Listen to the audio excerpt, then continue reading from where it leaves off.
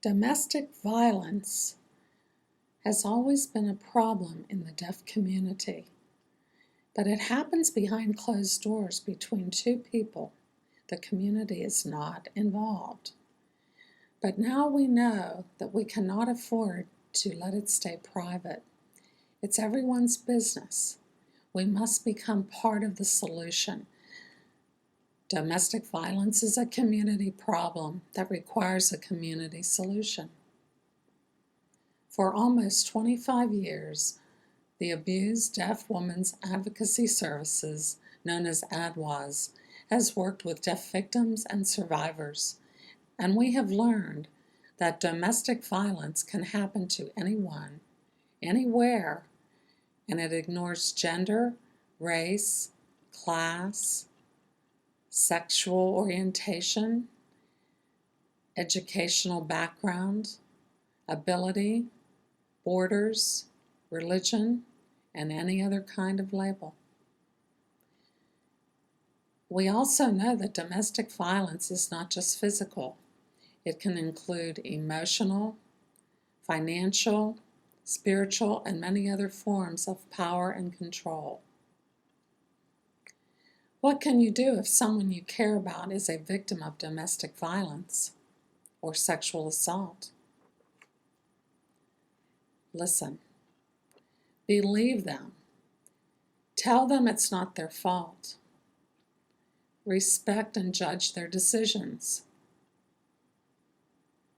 Remember that they are the experts of their experience, and they know their own situation best. Offer them resources. Encourage them to talk to a domestic violence or sexual assault advocate. What can you do if you experience domestic violence or sexual assault?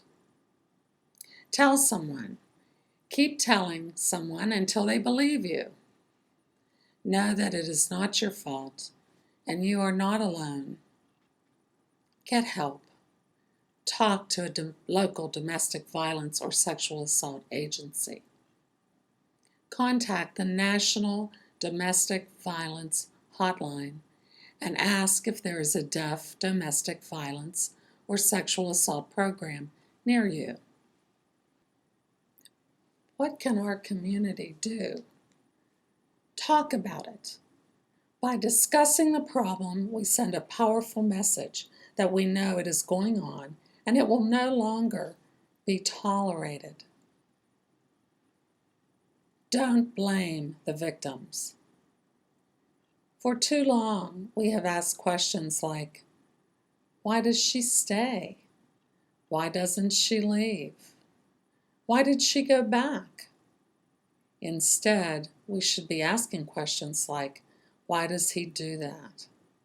And how do we stop the cycle of violence?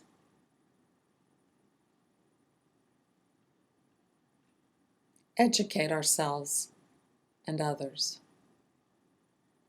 We need to understand the problem of domestic violence and sexual assault before we can begin to work towards solving it.